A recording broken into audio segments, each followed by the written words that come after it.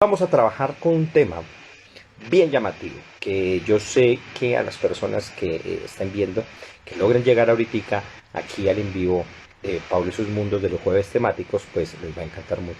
Y si no lo logran ver con el tiempo, esta y otras de las anteriores en vivos van a quedar ya en YouTube. No se olviden que tengo mi propio canal. Estoy alimentándolo en principio con estos videos, luego pues haré con el tiempo otra serie de cosas. Lástima, no tengo mucho tiempo para eso, pero vamos a incluir otra serie de productos allí, de programas. Bueno, un saludo a Alejo Cardona y a Ana Costa. Hola Anita, ¿cómo vamos? Espero que estén muy bien, bienvenidos para este tema de hoy que vamos a hablar. ¿Y de qué vamos a hablar? Pues de una de las cosas que a todos nos fascinan, a todos nos gustan, para bien o para mal, para gusto y disgusto, el tema del amor, pero no cualquier amor, porque ya habíamos hablado del amor hace casi un año. Uno de los temas casi que iniciales luego de hablar de todo lo que tenía que ver en torno al COVID en su momento. Lo hablamos desde la perspectiva de la biología, la química y la cultura, la antropología, trabajando allí para entender este asunto del amor. Hoy vamos a hablar, pero desde una perspectiva filosófica y una quizás la más conocida de todas, pero también a la vez, al menos de nombre conocida, pero a la vez la menos estudiada y en realidad menos comprendida de todas, y es la visión platónica del amor. Vamos a hablar, por lo tanto, del amor platónico. ¿Qué significa? ¿De qué se trata? ¿Qué es lo que implica en realidad? Y cómo no tiene nada que ver con la noción que por lo general la mayoría de las personas asumen que es el amor platónico. ¿Ya? Porque lo tenemos asociado por lo general a la idea de un amor que es no correspondido o un amor que es imposible. Ahora en la actualidad tienen un término muy llamativo que es el crunch, ¿no? Le llaman así, el crunch. Me parece muy gracioso, pues porque tiene este sonidito, ¿no? Parece una onomatopeya. Y me provoca comer algo así que suene de esa manera. Bueno, Daniela, hola Danielita, ¿cómo vamos? ¿Cómo va todo? Un saludo enorme para ti. Chuna, y te mando la manito de saludo. Bienvenida a este programa de hoy. Bueno, vamos a hablar entonces de eso, pero antes no olvidarles, hago mis anuncios parroquiales. No se olviden, viene el próximo mes donde vamos a trabajar temas muy chéveres. Ya estoy cuajando allí un poquitico con los invitados. Vamos a hablar de astrología, vamos a hablar de escatología cristiana. Tengo de nuevo a mi primera invitada que repite programa, y qué bueno que Anita, que ya que está aquí una vez, vamos a trabajar eso, vamos a hablar un poco de escatología. Voy a tenerles un especial sobre sueños lúcidos para todos aquellos que quieran, y para programar un taller. Acuérdense que tengo el sistema de estudio de sueños del Pesher, así lo denominé, para indagar un poco más el mundo de los sueños, y vamos a hablar de los sueños lúcidos propiamente. Y ahí hay otro par de temas que estoy comenzando a trabajar para que los incluyamos. Estén pendientes de la publicidad, ayúdenme a compartir y permítanme que les llegue a más público para que este trabajo pues también sea conocido.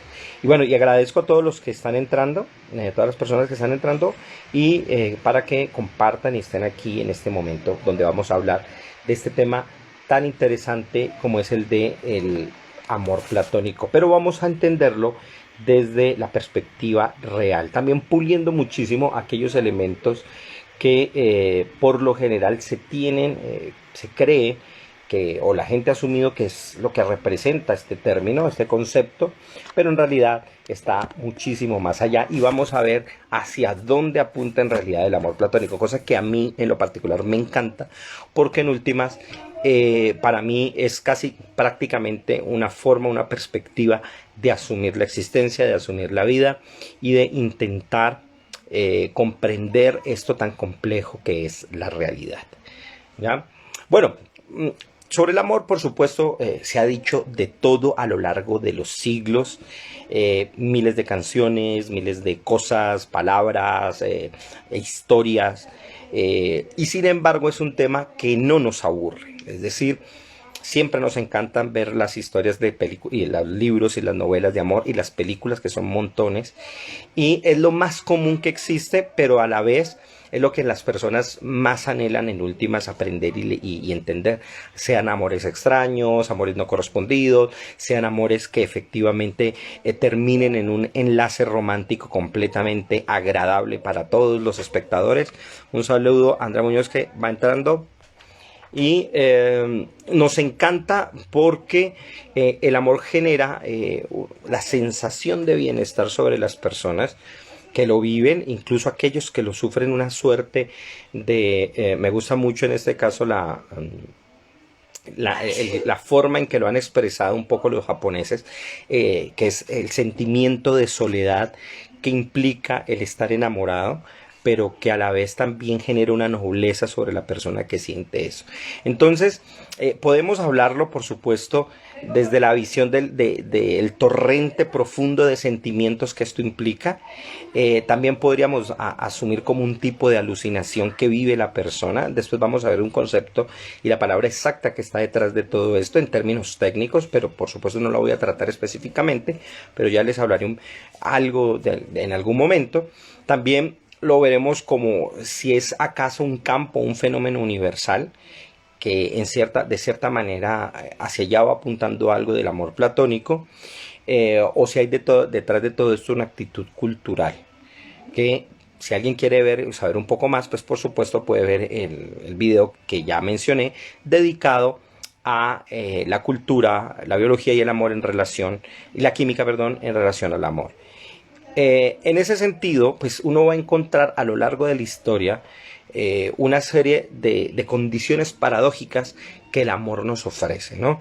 El amor a la vez es éxtasis, pero es tormento, ¿no? Es éxtasis porque eleva a la persona, la dispone a encontrarse en una situación totalmente sublime y superior, y que lo acerca a elementos liberadores y que le acercan al concepto, a la idea de la divinidad, pero también es tormentoso porque hace sufrir a la persona, porque lo aleja, porque lo exilia y lo hace, digamos, sobre todo lo hace muy ajeno a sus propios elementos nativos, a sus propias condiciones que pierde en relación al amor que tiene hacia otra persona, ¿ya? Entonces hay esa paradoja que es bastante fuerte, pero a la vez también nos puede ofrecer un panorama de libertad e inmediatamente de esclavitud. Libertad porque la persona siente que frente a ese amor se encuentra totalmente, desarrolla plenamente su potencial de ser, y a la vez está sometido a esa persona y se cree por completo dependiente de las condiciones que le imponga a esa persona a la que ama, ¿ya? En ese sentido, pues a lo largo de los siglos, por supuesto, surgieron muchísimas posiciones frente al amor y muchísimos conceptos. Ahí podríamos hablar del amor cortés, del amor que se tiene a la divinidad misma, del llamado amor libre. Hoy en la modernidad o en la llamada posmodernidad podríamos hablar incluso del amor líquido. Y por supuesto, en su momento también, y esa es quizás una de las palabras que más se nos ha quedado en términos culturales y sociológicos, el amor romántico, que por supuesto corresponde a una etapa de la historia humana y que digamos se ha anclado muchísimo en el imaginario de las personas, ¿no? Y es un poco, hay veces se confunde en ciertos discursos y en ciertas ideologías, y se piensa hablando del amor romántico, que es el amor que debe ser deconstruido, cuando aquello que en últimas está siendo deconstruido en realidad es un amor que tiene que ver mucho con las nociones básicas emocionales y sentimentales de las personas. Ojo, porque aquí voy a incluir algo importante, ¿no? Emocionales y sentimentales. Una cosa es la emoción psicológicamente, y es más, neurológicamente se puede hacer una división claramente de eso, es decir, con una rigurosidad científica.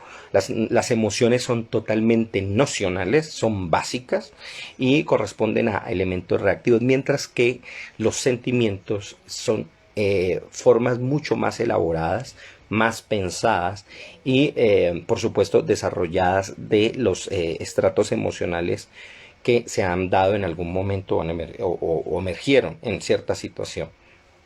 ¿Ya? Entonces, en ese sentido, nosotros podríamos abordar pues muchísimas formas, ¿no? Aquí Ana acaba de mencionar el amor cortés, que en efecto también existía y que en obras como el de Cameron y otro tipo de obras de este periodo pues está supremamente bien representado. Pero bueno, hoy vamos a hablar precisamente de un tipo de amor muy específico y quizás el más popular de alguna manera, pero el peor comprendido de todos, y es el del amor platónico. ¿Ya? Porque mal comprendido, porque las personas siempre hablan de el amor platónico. Este es mi amor platónico, fulanita de tal o fulanito de tal es mi amor platónico, y dan a entender que es como aquel ideal que tienen, que lo imaginan y que esa es la mejor persona que suponen para sí, cuando eso en realidad nada tiene que ver con el amor platónico. Y ahora vamos a ver de qué se trata con esa actitud. Y es algo muchísimo más complejo y que en últimas tiene que ver en realidad con casi que la propia, podríamos decirlo, aunque no es propiamente, sería un neologismo para hablar desde la época, pero es propiamente parte de la epistemología fundante y básica, o la actitud epistemológica que en últimas propone Platón para entender la relación que el individuo tiene con el universo mismo. Y ojo con eso, porque esto es mucho más amplio de lo que nosotros podemos imaginar. Y es donde aquí viene, esto es lo importante, ¿ya? Porque no podemos relegarlo al hecho de pensar o creer o asumir que el amor platónico tiene que ver única y exclusivamente con la imagen o la idea que tenemos de una persona. Pero atención, tampoco quiere decir, y préstenle mucha atención a esto, que eso es lo más bonito del asunto, que no quiere decir en ningún momento que aparte esta idea, ¿ya? Es decir, si bien no se queda única y exclusivamente en una persona, este sentido del amor platónico va a incluirlo y por supuesto a desbordar este sentido muchísimo más allá. Pero vamos a verlo, por supuesto, poco a poco para que entendamos esto. Ahora bien, voy a dar unos elementos un poco de contexto para que entendamos un poco la dimensión de lo que implica, no solamente en la expresión filosófica que yo vengo a desarrollar en este momento aquí, sino también un poco también en la visión textual que hay en medio de la obra platónica, para que entendamos cuál es en realidad el peso que tiene este concepto, esta idea, y cómo se fue dando su desarrollo. Por supuesto, no voy a ponerme a hablar de toda la obra de Platón, pero vamos a recordar algunos elementos para que nos demos cuenta que detrás de esto hay todo un andamiaje, por supuesto, tanto escritural, textual, que va teniendo su desarrollo en el ámbito del conocimiento, en el ámbito filosófico, en el ámbito ontológico, que es el que va a tener en últimas un peso muy fuerte dentro de la obra de Platón. Ahora bien, en este sentido, quisiera recordar que hay dos obras en especial donde Platón, a través o recogiendo o retomando la voz de Sócrates, y aquí no voy a entrar un poco en esa discusión de si Sócrates es o no un personaje de Platón o realmente le está recogiendo las ideas de su maestro, tal vez sea más lo primero que lo segundo, pero para aquellos que aceptan la segunda tesis, pues dicen simplemente vamos a hablar del amor socrático platónico. Pero bueno, para resumirlo, por eso yo lo he utilizado como el amor platónico. El punto es que hay que entender que esto está en dos grandes obras, es decir, el desarrollo de la idea del amor tal como se presenta en Platón está en dos obras, y es importante entender cómo se desarrollan un poco para que nos demos cuenta ese nivel de lo que está expresándose aquí. Sobre todo porque hay un corpus, digamos, literario del que forma parte de estos dos libros, que tiene que ver precisamente con todos los aspectos del conocimiento. ¿Qué quiero decir? O sea, hay obras de Platón, por ejemplo, como Ion, que es de la poesía, Lísico de la amistad, la apología de Sócrates, Hipias el Mayor, que tiene que ver sobre lo bello. Hay muchas obras así. Y está, por supuesto, las leyes, la república, que tienen que ver con los aspectos legales y democráticos. Pero en las obras en que están incluidos estos dos libros, tienen que ver con el aspecto del conocimiento y de la ontología. Me estoy refiriendo a que hacen parte del corpus, que van, por ejemplo, en el que se incluyen libros como Teteto de la ciencia, uno de los mejores diálogos que uno puede encontrar en Platón. Está, por supuesto, el Fedono del alma, un libro importante para el desarrollo de esta idea, y que yo diría que es parte de una tripleta de los dos libros que voy a mencionar. No voy a explicar, no voy a irme específicamente a este tercer libro, pero podríamos incluirlo, ya que es el alma, o más bien es en el alma donde estas ideas se expresan de tal manera que precisamente el concepto del amor sea el guía que motiva al alma a desarrollar un gusto completo por la belleza. Y aquí es donde viene lo más importante, ¿no? Después vendría, por supuesto, libros como Timeo de la naturaleza, donde nos habla de la historia de cómo el demiurgo, que es este agente creador del universo, gesta todas las cosas, gesta todos los dioses, los crea y desarrolla la existencia. Luego hablaríamos de una de las grandes leyendas, el de Critias, donde está toda la leyenda de la Atlántida y de la responsabilidad que implicó el conocimiento que tuvieron alguna vez los atlantes, que más allá de si son fantasía o realidad, bueno, eso ahorita no me voy a meter. O libros como El sofista o Del ser, ¿ya? Entonces vemos aquí ya las características ontológicas. ¿Cuáles son los dos libros de los que por supuesto me voy a tomar y voy a cogerme? Son el simposio o el banquete, esa es la palabra. Simposio significa un banquete y hace referencia a los banquetes en los que los filósofos o los músicos, los poetas se reunían para entablar determinado tema, hablar y desarrollarlo y exponerlo y compartir ideas, ¿no? Y el otro libro es Fedro o del amor, se le llama así, ¿no? Ahora, lo interesante es que en realidad en el simposio, que tiene que ver con la erótica, y ojo aquí, porque aquí voy a hacer una explicación importante ahora a continuación de terminología. En estos dos libros se expone mucho de las ideas del amor que Sócrates recogió, Platón recoge incluso la voz de Sócrates, pero también otras voces y otros pensamientos del periodo que van desde las definiciones más simples que se podían dar en ese momento hasta unas más desarrolladas que incluyen o pasan a través de narrativas míticas. Y ojo, porque estos mitos que están allí incluidos muchas veces, y es la costumbre, suelen confundir eso como si fuera la idea principal a la que Platón quiso apuntar, cuando en realidad muchas veces lo que uno ve cuando lee con atención el texto, él simplemente las recoge, las retoma y las presenta para poder darle la voz final, sobre todo a Sócrates, y poder expresar la idea central que él quiere, por supuesto, abanderar. Ahora, a mí hay una cosa que me parece a veces muy, muy gracioso de los diálogos. Esto sí ya es un apunte mío. Me llama la atención que le llaman los diálogos platónicos, pero en realidad a veces parecen monólogos, porque Sócrates se toma la palabra y sigue él solo disparado con su discurso, ¿no? A mí en cierto momento yo siempre me acogí un poco a la visión de que Sócrates en realidad es un sofista más, ¿no? Porque tiene unas cosas bien interesantes, pero bueno, es el protagonista.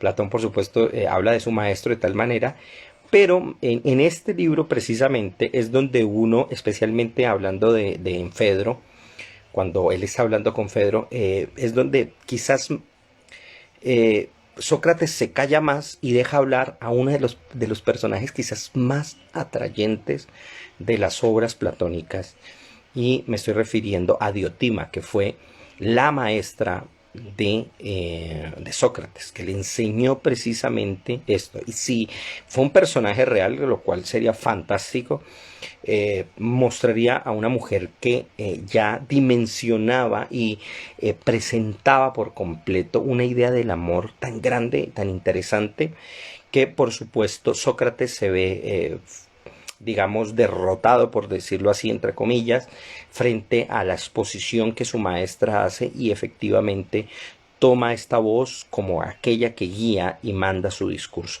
Un saludo a Robin, que aún siempre está por aquí. Muchas gracias por siempre estar permaneciendo aquí.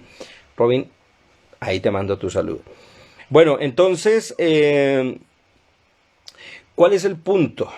Hola, Majo, ¿cómo vamos? Qué bueno que andes por acá. No te había visto por aquí. Un saludo enorme. Hoy vamos a hablar del amor platónico. Espero que hayas visto el título para que sepas de qué estamos hablando. Entonces, bueno, les comentaba que vamos a basarnos, digamos, en estos dos libros. De ahí vamos a tomar algunas ideas y algunos apuntes. Pero bueno, quiero irme a otro punto antes de seguir abordando este tema. Y tiene que ver con un asunto de entender un poco el vocabulario y las palabras, porque aquí vamos a tener un límite bastante grande. En español y en otras lenguas se presentan a veces muchos este problema. Ayer precisamente alguien en Twitter comentaba que por qué hablaban de tiempos si solo había un tiempo. Yo le dije, pues depende del idioma. En el caso del griego, le comentaba, uno puede hablar de distintas formas del tiempo. Hay un tiempo kairos, que es el ocasional. Hay un tiempo o de momentos exactos. Hay un momento cronos, que es el de a lo largo de la extensión del tiempo, que es el cronológico, que es el que transcurre. Y hay un tiempo aion, que es el tiempo de las edades, cósmico. Entonces todo depende de los idiomas para determinar ciertas cosas, ¿no? Con el amor pasa lo mismo. En español tenemos la palabra amor para hablar de muchas cosas. Yo le puedo decir a la persona que quiero que la amo, pero también esa palabra la utilizo para hablarle a mis hijos, para hablarle a mi mamá, para hablar, o puedo decir te quiero, pero no tiene las mismas connotaciones ni la misma fuerza expresiva, ¿no? Está el cuento famoso de los novios donde apenitas están, ay, yo te quiero, hasta cuando ya se dicen te amo, pues ya se pasó a otro nivel, porque inmediatamente la palabra entra a suplir otra cantidad de cosas y a complementar otros elementos, pero esa misma palabra usted la puede utilizar para otras cosas, ¿no? A decir yo amo mi perro, yo amo mis plantas, yo amo mis posesiones, etcétera, etcétera, etcétera.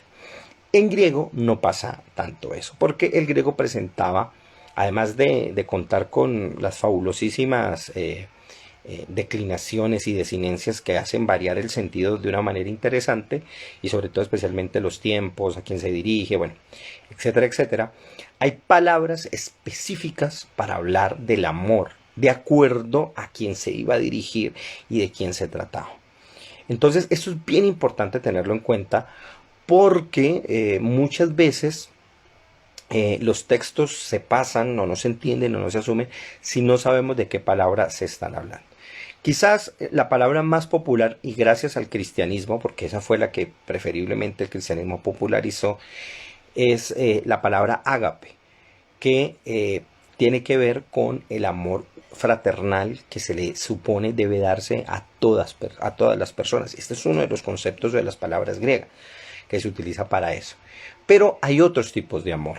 Está, por ejemplo, el amor filia, que es el amor, como lo dice el nombre, de ahí viene la palabra familiar o filiación, que tiene que ver precisamente con el pariente. O sea, el amor que yo le doy a mis parientes es necesariamente de carácter filial. Pero hay otro amor que es, por ejemplo, el estorge. El estorge es el amor que se le da y es exclusivo amor entre padres e hijos. Es un amor totalmente exclusivo. Digamos que no somos padres, tenemos esa oportunidad, sabemos la diferencia, ¿no? Uno ama a sus amigos, uno ama a la novia, al novio, uno ama a las personas que por su vida han pasado. Uno puede tener amor por esas personas, pero digamos que el estorge es un amor propio y exclusivo de aquellos que tienen ese vínculo en especial. Yo recuerdo una vez a una amiga que el hijo le llamaba por el nombre y yo le recomendaba, dile que te diga papá o mamá. Y entonces me dice, pero pues que igual me llama así. Yo le dije, no, porque es que la única persona que te puede llamar papá o mamá es él. Entonces eso es algo tan exclusivo que nadie más puede hacerlo. Y ella dijo, sí, no, tenés razón, o sea, es una forma exclusiva. Y bueno, se acostumbró ahí. Es muy chévere porque nadie tiene esa posibilidad. Allí es donde nace el amor estorge.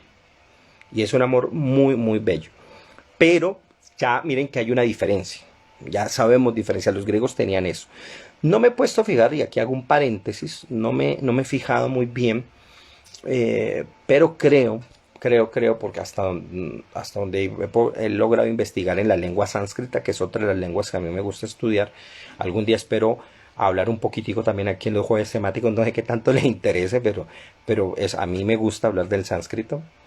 Pero bueno, el punto es, ¿por qué lo menciono? Porque quiero ver si, ya que el sánscrito es una lengua indoeuropea y raíz de muchas de estas lenguas, incluyendo el griego, si tiene antecedentes y tiene muchas otras palabras.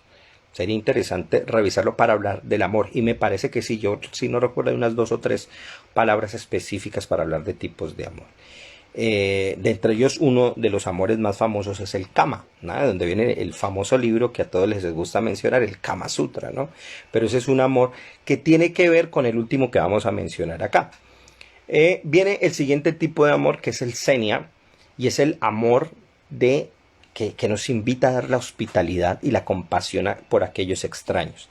Es decir, cuando las personas ven gente extraña que está pasando algo raro y usted se conmueve y siente compasión y amor por esa persona, a eso se le llamaba amor de corte Xenia.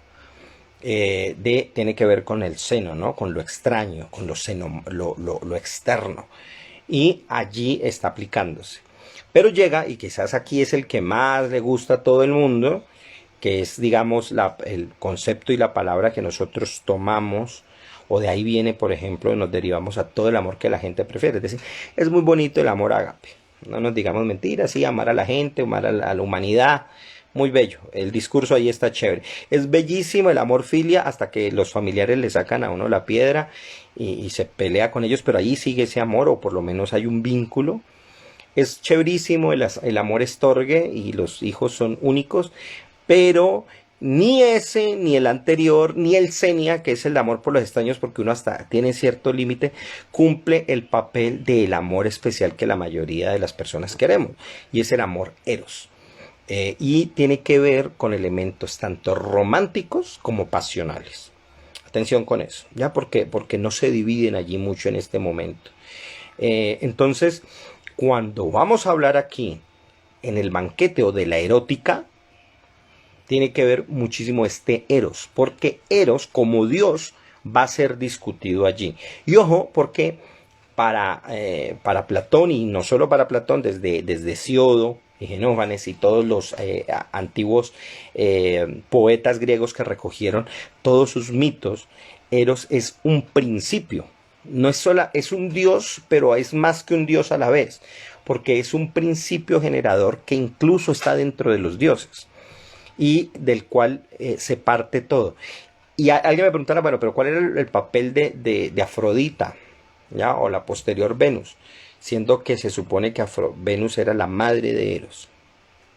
Eso en la mitología es bien interesante, pero en últimas, ¿por qué Eros se toma el papel del amor como tal? Y es porque Eros precisamente ese es el aspecto interior que está dentro de Afrodita y en algún momento surge, pero es anterior a ella porque ya estaba al interior de ella y se expresa en determinados momentos.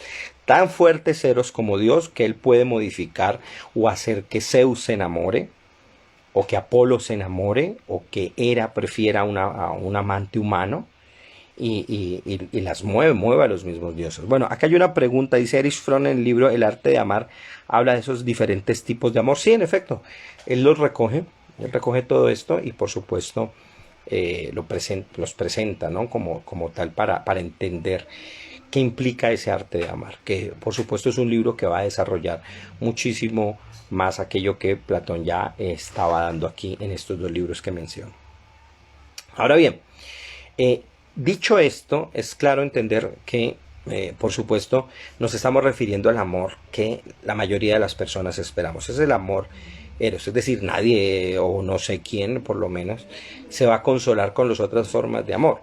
¿verdad? O sea, te tocó el amor filia, ¿no? Pues van a decir, no, yo quiero es eros. Todo el mundo piensa sobre todo en ese tipo de amor. No todos, por supuesto, pero la mayoría. Hay siempre gente rara para todo. Entonces, el punto es que es este concepto, el de eros en especial, el que se va a desarrollar en Platón.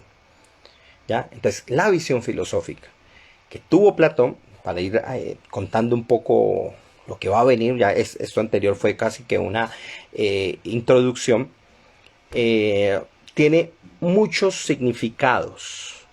Y lo que vamos a ver aquí a continuación es cómo vamos a quitarle la primera cáscara, que es la totalmente superficial, ¿no? Porque, digamos, se ha asociado a ella una expresión bastante desafortunada y errónea desde el punto de vista filosófico, y no tiene nada que ver con lo que se expone en el banquete y tampoco en el Fedro. Y es esa idea o esa imagen de que tenemos del amor platónico como un amor no correspondido o un amor imposible. O sea, esto es lo que de plano, y ya lo había anunciado en el principio, tenemos que sacar. Ahora, para poder sacarlo vamos a entender de dónde viene esa asociación entre amor platónico y la idea de que es el amor imposible o el no correspondido. En realidad esto no es de Platón, sino que se desarrolló o comenzó a surgir a partir de un libro que nació en 1600 o se editó en 1636. Fue escrito por William Devenant, perdón, y se llamó Los Amores Platónicos. Así se le llamó para hablar de los tipos de amor que existían en el platonismo como tal. Y allí él hace un examen de, por supuesto, el simposio del banquete, y comienza a examinar al amor como la raíz de todas las virtudes y la verdad. Sin embargo, allí es donde se utiliza la palabra amor platónico para referirse allí, y se piensa y se cree en ese momento que es como el impulsor de los instintos humanos, y que esos instintos, por supuesto, digamos, se fijaban específicamente en alguien, y que consiguiéralo o no, desarrollaban un ideal a partir de esa persona. Ahora, con los años, con la mala lectura del libro, con los siglos, se fue utilizando esta palabra, se fue asociando este término, perdón, y se hablaba de el concepto, la idea de amor platónico como algo que es imposible. Ahora, esto es precisamente lo que no es, porque todo el proyecto, tal como Diotima se lo presenta a Sócrates, es al contrario, es una idea del amor que se puede alcanzar, que se puede lograr, siempre y cuando tengamos en cuenta qué implica. Y es un amor, atención, que no es fácil de lograr en cierto sentido.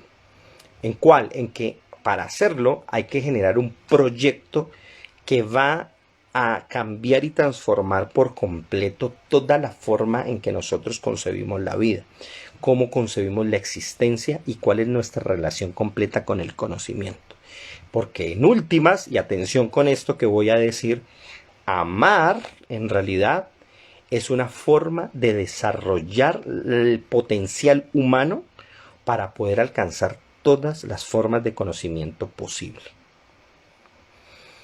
En otras palabras, amar es en realidad el camino del filósofo para poder comprender aquello que va a estudiar, a comprender, a amar. Y para poder entenderlo tiene que tener una idea muy clara de qué es lo bello. Aquí va a haber una línea, por lo tanto, directa entre belleza y amor. Pero la belleza está muy lejos, para el que lo piense, tiene que ver con algo como la belleza física, la hermosura, podríamos decir, o alguien que sea bonito o bello, o simplemente pues atractivo, para ser más claro. ¿Ya? Entonces, en ese sentido, Platón lo que comienza a decir, y es lo que hay que entender, es que el amor en sí mismo es la motivación o el impulso que nos lleva a intentar conocer y comprender la belleza en sí misma. ¿Ya? Pero esa belleza debemos también comenzar a apreciarla y entenderla. ¿Y cuáles son los niveles que esto tiene?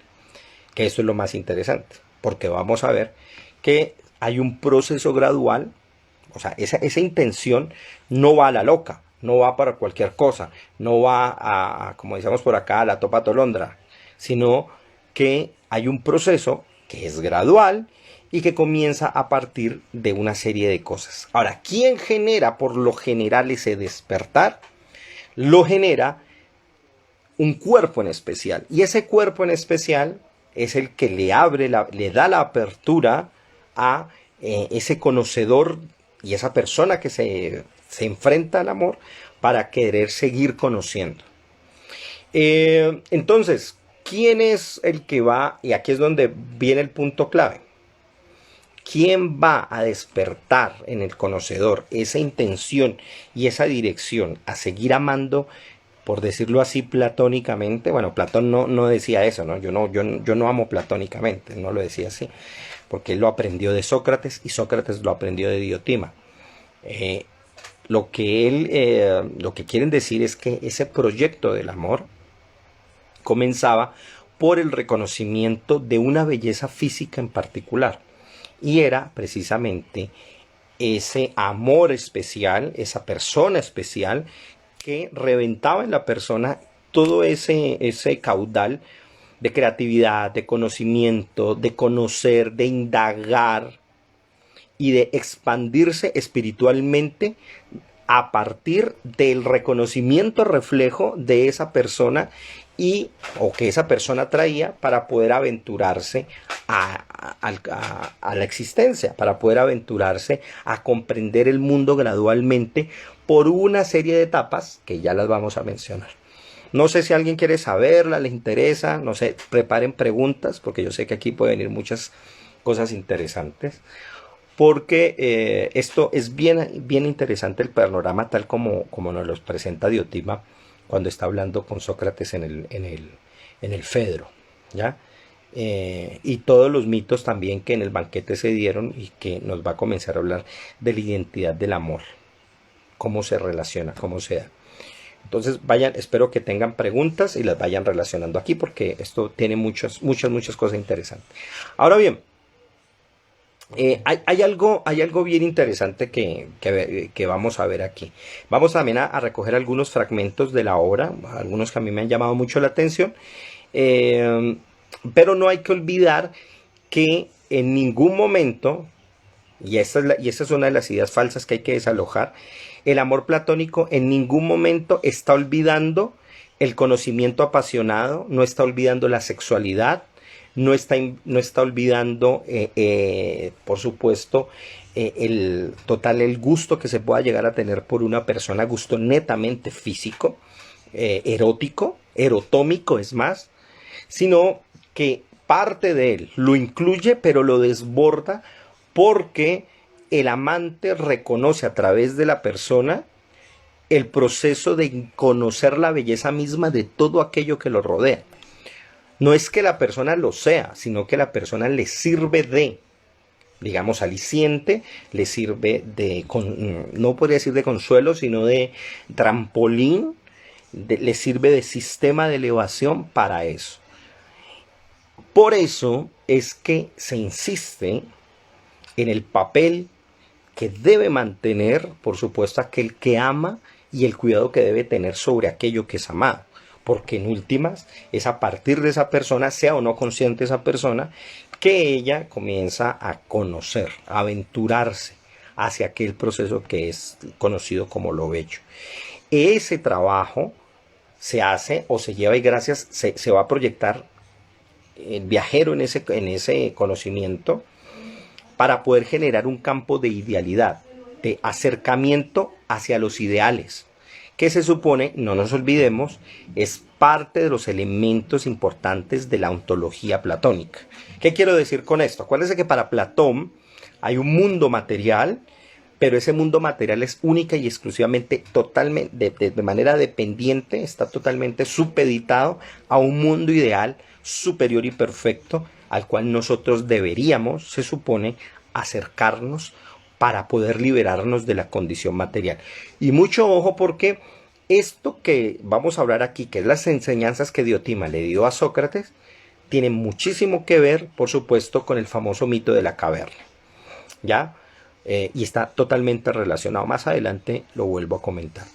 Entonces, en ese mundo ideal, donde están las formas y eternas, los inteligibles, aquellas formas perfectas, donde no hay en absoluto elementos sexuales, sino que, digamos, todos los elementos están en sus estados más puros,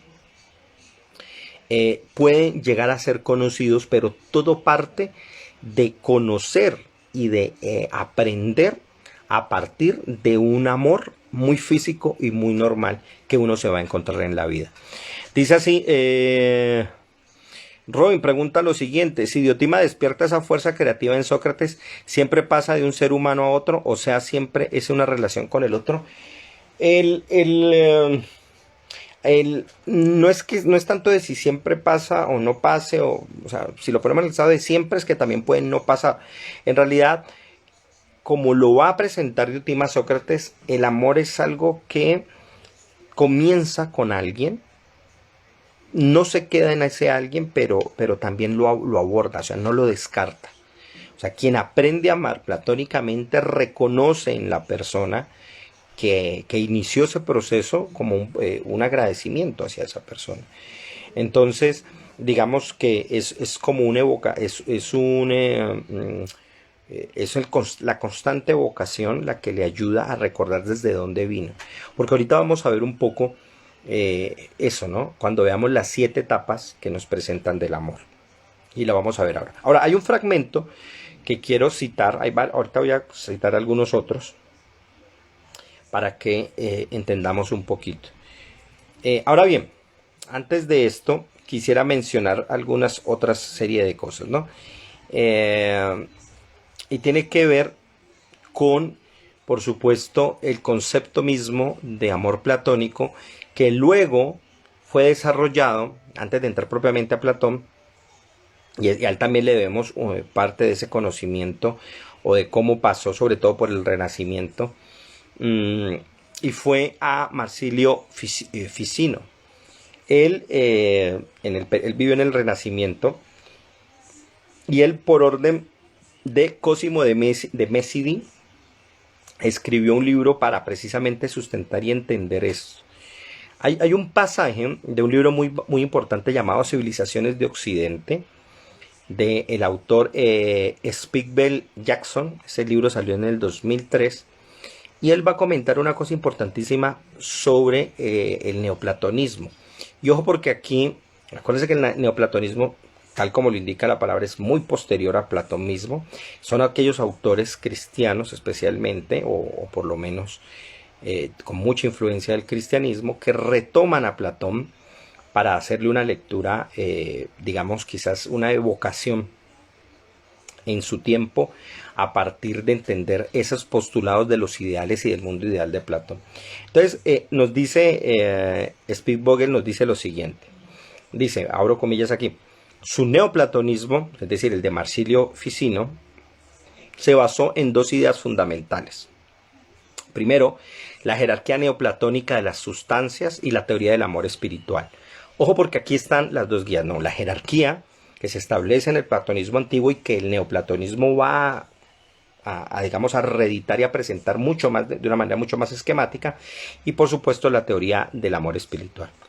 Con la primera se postulaba la idea de una jerarquía de sustancias o de una gran cadena de seres, desde la forma más baja de la materia física, por ejemplo las plantas, hasta el más puro espíritu, que sería el demiurgo, el creador, en la cual los humanos ocupaban una posición central o intermedia. Ojo con ese concepto y esa idea, porque después vamos a ver con Diotima, espero llegar a ese pasaje, donde nos va a definir al amor como un demonio. Y no me vengan a asustarse aquí, no es el demonio cristiano. El daimón, el demonio de los que estamos hablando aquí, tiene que ver con un estado de intermediación, porque el amor se va a ver como un demonio. Demonio no es algo negativo en el mundo griego, quiere decir alguien que genera o que provoca estados de mediación.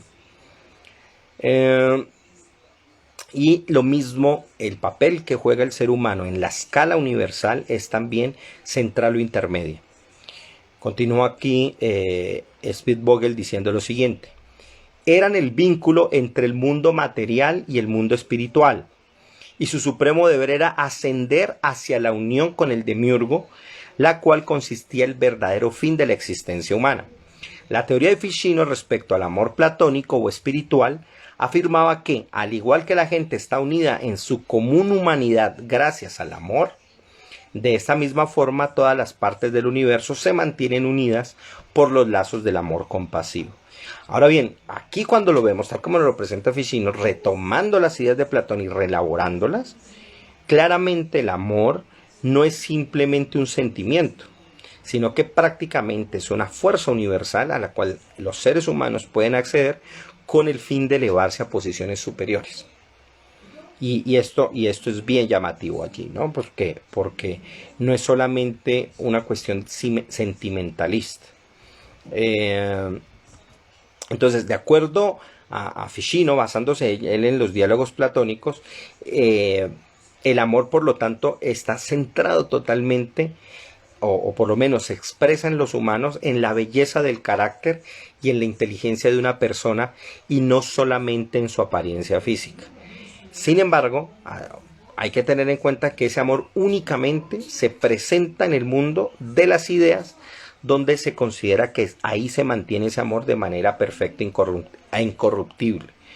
Digamos, por decirlo de una manera,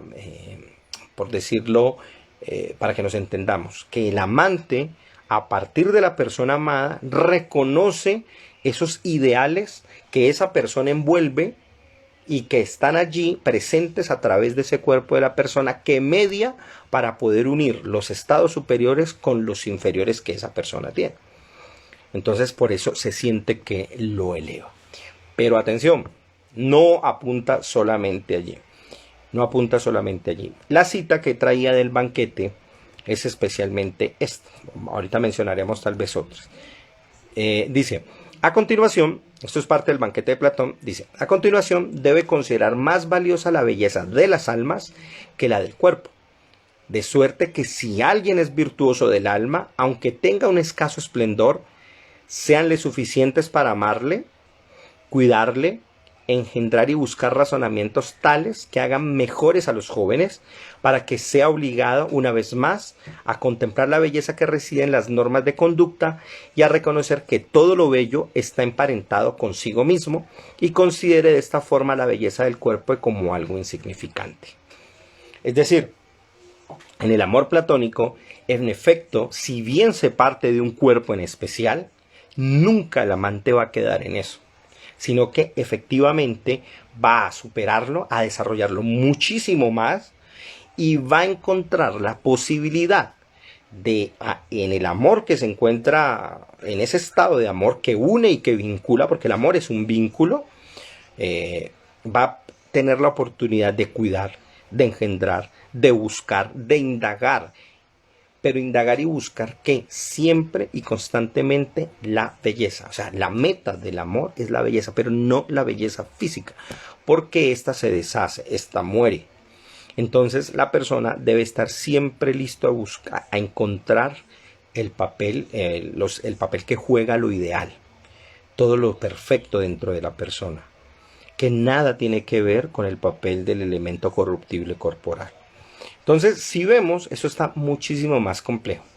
Ahora bien, vamos a irnos, porque yo sé que por aquí viene la cosa, la clave.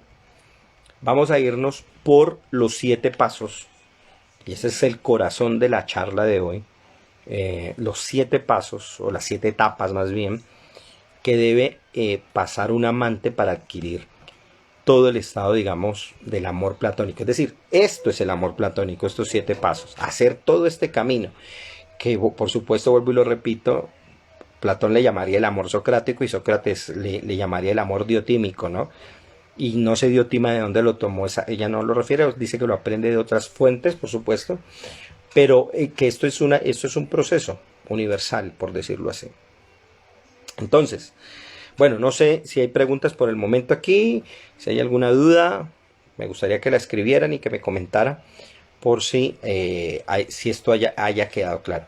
Ahora bien, y aquí antes de pasar a estos 7 puntos, no quiero que confundamos menos aún el amor platónico, y ya sabemos que nada tiene que ver con lo inalcanzable. No lo vamos a confundir con una condición psicológica que se da en el proceso de enamoramiento, que se llama técnicamente limerencia, ¿ya? Y eso es un estado en el que el individuo de manera involuntaria resulta atraído de manera así, totalmente llevado pues por una atracción romántica y que tiene hacia otra persona.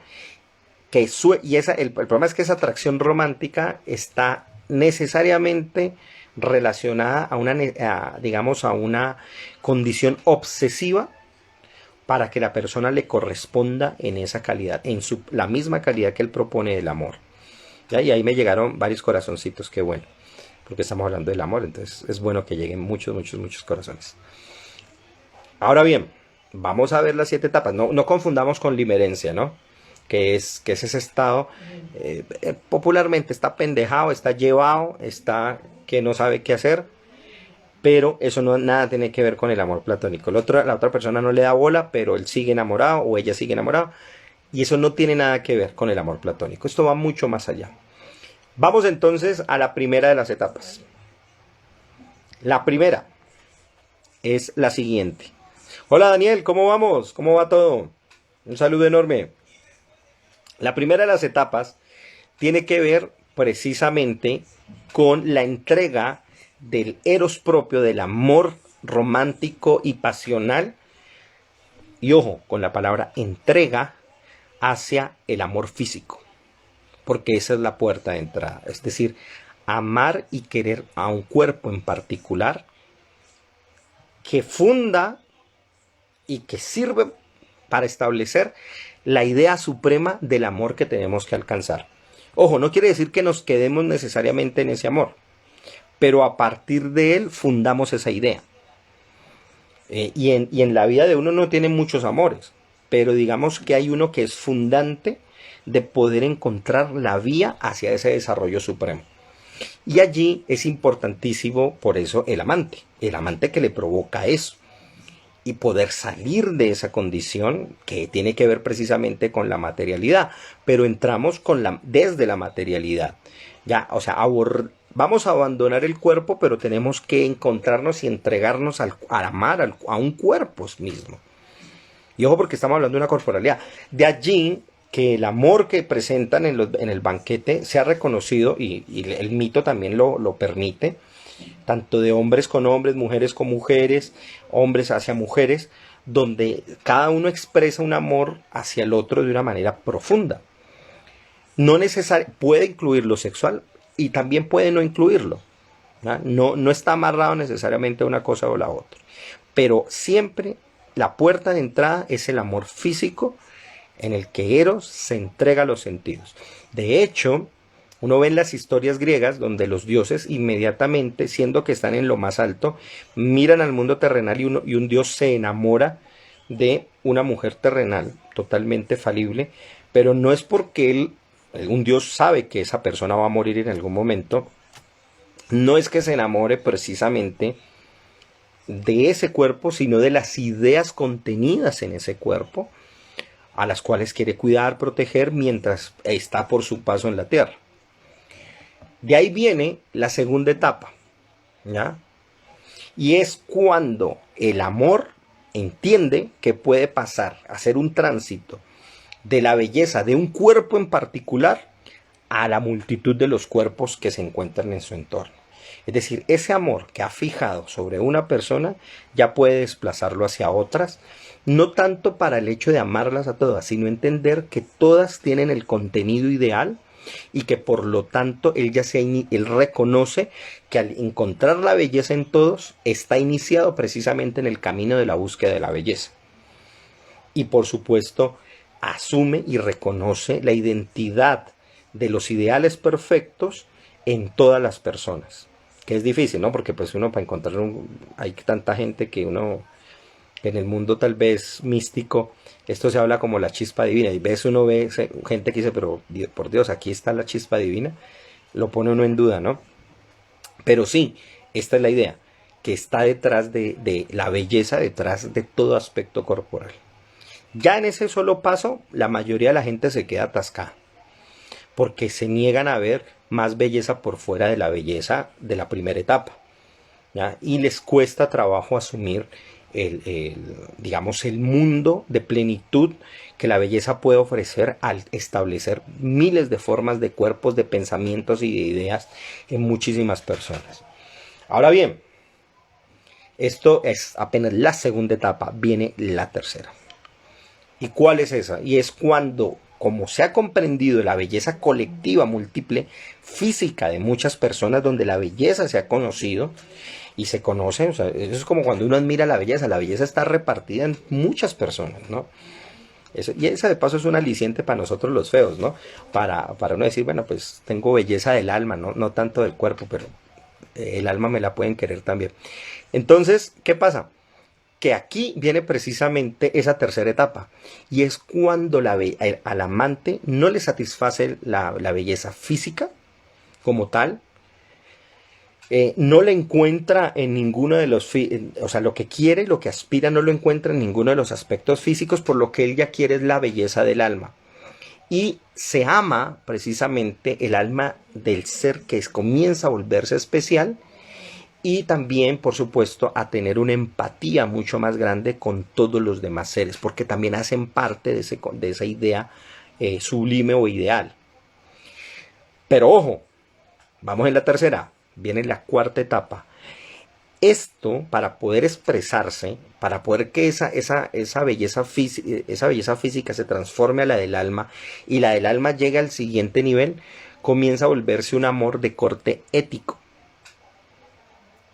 Y ojo, porque este es el elemento de quizás más práctico que vamos a encontrar para entender que esto no simplemente queda en el ámbito de lo etéreo, no es simplemente una abstracción, sino que el amante entiende el valor de las normas de conducta y el amor que se tiene en común con las otras almas, pero ojo, con las otras almas que han comprendido lo hermoso que es seguir el camino de la belleza. Y eso es una expresión moral de ser en el mundo. Ojo con eso, porque esa es una manera en que la ética se reviste en el amante para poder vivir un entorno mejor. Luego vendrían, porque no solo lo ético nos interesa, los seres humanos nos podemos comportar bien entre nosotros, la pasamos bien, pero convivimos socialmente bien, nos respetamos, generamos un estado de amor que nos permite vivir en una buena sociedad, pero no nos quedamos allí, porque no solamente tenemos esos intereses, nosotros no somos actores que respondemos bien a los demás, pero internamente y en relación al mundo estamos vacíos, sino que llega otro elemento importantísimo, y es el amor que comenzamos a establecer, ya como lo hemos establecido colectivamente y de modo social a través de una ética colectiva que se expresa en las buenas normas. Llega el amor de los bellos conocimientos y del gusto por el bien común.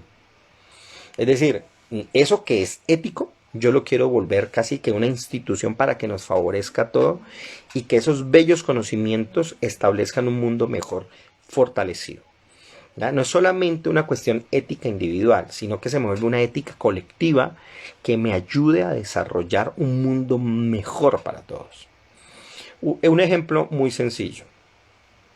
Uno puede tener una sensación de amor particular a alguien, general, hacia el gusto físico, hacia muchas personas por la expansión de la belleza y de las formas. Luego, por supuesto, el amor que se le tiene al contenido de esa persona, no simplemente a su expresión física, sino que más adelante tenemos que desarrollar la idea de que eso que yo quiero volver un plano ético, se me vuelva un plano social de vida, para que se vuelva un bien común. Es decir, en este momento el amor mismo es un bien común y social, donde todos nos podamos favorecer, ayudarnos y crear instituciones en ese nivel. Y ojo, porque no tiene que ver aquí con esa idea del amor romántica y un poco tontarrona que a veces, y cursi, que le han puesto un poco a las personas, sino que aquí el amor es algo muy fuerte que vincula no solamente a las personas, sino a todo el universo. Y no como, perdónenme las personas aquí, pero no como una marihuanada, sino como un acto efectivo y de poder que nosotros tenemos frente al universo. Hemos hablado aquí, voy a hacer un paréntesis antes de Castaneda, y tal vez él utilizaría otra palabra porque él sentía que la palabra amor era muy maniada, ya estaba muy utilizada, pero él básicamente para hablar de lo mismo hablaba de los afectos, ¿ya? Es decir, tener afectos hacia los demás y hacia el mundo nos ayuda a guiarlo de una manera más concreta y más correcta para mejorar el entorno. Luego vendría un amor importantísimo, ¿no? Porque a mí me gusta mucho porque digamos es el que no solo nos aproxima a la siguiente etapa, sino que recapitula las otras y nos permite crear nuevos sentidos y mejoras para todo. Y es el amor por la ciencia, ¿ya? Y aquí se incluye todo lo que es abstracto, es decir, todo aquello que me lleva a elevarme muchísimo más allá de mis condiciones concretas de vida, de existencia, de pensamiento. Aquí es donde se da por completo la belleza del conocimiento y la necesidad de la comprensión. Es decir, es que a mí me parece, y ese es el punto que quiere tratar aquí esta etapa del amor platónico, es que a mí me parece muy raro que no haya más personas que amen de una manera, digamos, directa, evidente, transparente, aquello en lo que existe, en el universo mismo, la realidad misma, la cual sé que es difícil, es muy complicada para todos, pero en últimas merece o por lo menos debemos tenerle alguna forma de vínculo con ella a través de precisamente eso que llamamos amor. Y por último, vendría, de acuerdo a Platón, perdón, a Diotima, Sócrates, Platón, vendría el amor por la belleza en sí mismo. Es decir, la guía del amor es propiamente la belleza.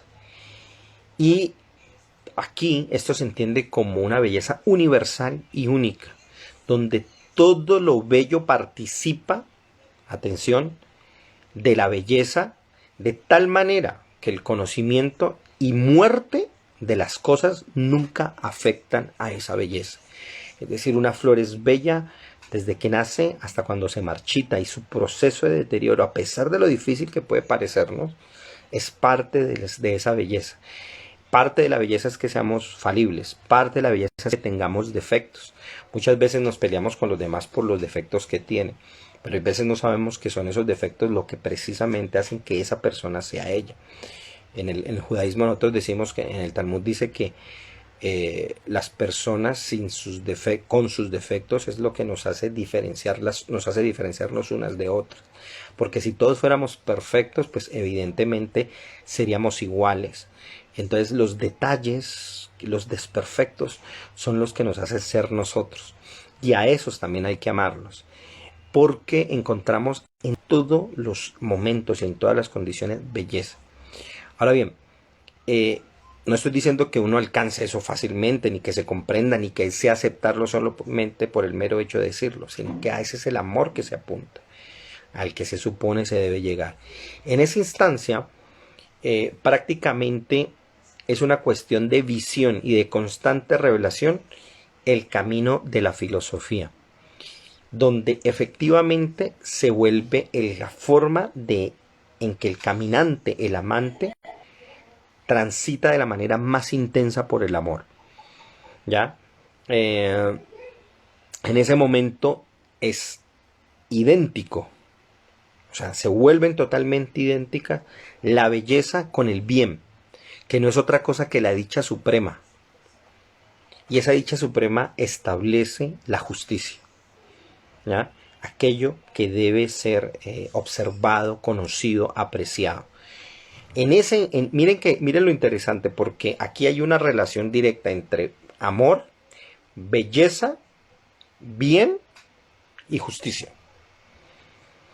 Para Platón, estas cosas van una detrás de otra, van encadenadas, y necesariamente el primer eslabón para poder completar y llegar hacia establecer el último punto es necesariamente el amor, pero no el amor marihuano y cursi, sino el amor que me permite a mí, como un acto de poder, desplazarme desde los sentidos, desde lo físico, a desarrollar condiciones mucho más abstractas que me implican conocer mi mundo social, que me implica entender la importante que es la ciencia de nuestro momento para poder relacionar las cosas y comprenderlas de una mejor manera, y amar también a las personas, tanto físicamente como en su forma de ser, entre comillas, o en su alma. ¿Ya? Cosa que podamos establecer mejores condiciones de vida para todos los demás. Miren que esto que hemos visto, no sé, y aquí viene la pregunta, ¿cambió o no el concepto del amor platónico del que tenían antes a ahora al que estamos hablando? Vieron que es totalmente distinto y que muy poco tiene que ver con la idea de un amor imposible, y que más bien eso es una idea no solo pequeña, sino totalmente desdibujada, pobre y totalmente pueril frente a lo que Platón en realidad nos está diciendo. Pregunta Robin, ¿esa práctica del amor entonces es una búsqueda espiritual? ¿Todos esos atributos enlazados exigen disciplina para su práctica? Sí, en efecto, claro. Exigen disciplina, pero exige sobre todo conciencia en cada una de sus etapas, y ojo, porque no es simplemente una cuestión de seguir derecho. ¿Ya? No es que usted agarró desde el amor físico y siguió derechito para el amor o la belleza en sí, que es la séptima etapa, sino que el caminante va y viene sobre eso. Y más aún, si se tiene en cuenta la metempsicosis, o sea, la reencarnación. La metempsicosis es volver y venir sobre la vida, pues usted tendrá que ir y venir muchas veces. Hay gente que se quedará solo, única y exclusivamente pensando en el amor físico. Solo quiere lo netamente sexual con una persona y se obsesiona. O hay quienes piensan solo en el amor físico en la segunda etapa y quiere con todo el mundo, pero no ama a nadie en términos del alma, aunque ame a todos en términos de lo físico. Hay quienes van a decir, no, yo solo quiero almas y no tengo nada que ver con los cuerpos. Y resulta que no, resulta que el viajero, el filósofo, el amante completo, va atravesando todas las etapas y va y viene, hasta que logra efectivamente establecer ese desarrollo con esa etapa. Bueno, no sé, hay unos pasajes de pronto por aquí que quería ver, y uno en especial es este. Yo quiero ver este pasaje, que es el que precisamente Diotima le explica a Sócrates, y él le pregunta, le está preguntando sobre el Eros, exactamente, ¿qué es? Le dice Sócrates, dice, ¿pero qué? Le respondí, ¿es que Eros es mortal? De ninguna manera, le dice Diotima. Pero en fin, Diotima, dime qué es. Es que, como dije antes, una cosa intermedia entre lo mortal y lo inmortal.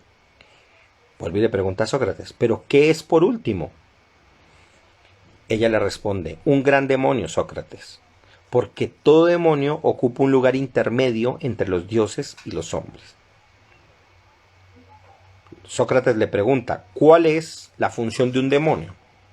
Ella dice, la de ser intérprete y medianero entre los dioses y los hombres, llevar al cielo las súplicas y los sacrificios de estos últimos, y comunicar a los hombres las órdenes de los dioses y la remuneración de los sacrificios que les han ofrecido. Los demonios llenan el intervalo que separa el cielo de la tierra. Son el lazo que une al gran todo. De ellos procede toda la esencia divinatoria y el arte de los sacerdotes con relación a los sacrificios a los misterios, a los encantamientos, a las profecías y a la magia. La naturaleza divina, como no entra nunca en comunicación directa con el hombre, se vale de los demonios para relacionarse y conversar con los hombres ya durante la vigilia, ya durante el sueño. En últimas, y para aquellos que están entrando ahorita, acuérdense que no estamos hablando de los demonios en términos cristianos, estamos hablando de cómo se entendían los demonios en la antigüedad, griega específicamente, como fuerzas mediadoras que permitían el eslabonamiento de procesos materiales nuestros con procesos abstractos que estaban en el orden de lo divino. Y el amor era quizás el demonio mayor, es decir, el intermediario mayor para poder efectuar cosas. Ahora, no es en vano, por eso, ahorita que habla aquí de las artes adivinatorias, que uno se puede dar cuenta, que es fácil, y eso basta con verlo en muchísimas, tanto páginas como todo, que toda la gente que accede a estos conceptos, a estas ideas o estas artes adivinatorias, la mayoría lo hacen precisamente en búsqueda del amor, de saber qué es lo que pasa, porque como no se tiene un contacto en sí, como no se tiene un conocimiento de eso, el único recurso que le queda a las personas es acceder a ese tipo de vainas, porque es digamos, la forma simbólica en que las personas acceden a poder algo de entrever qué es lo que hay más allá dentro de esas entidades abstractas que le pueden decir sobre algo muy concreto de su propio mundo, de su propia vida y de su propio estado de realización. Quiero ver este otro pasaje. Bueno, hay dos pasajes que también dan cuenta un poco de la forma en que el amante digamos, asume este proceso de ser, de amar como tal.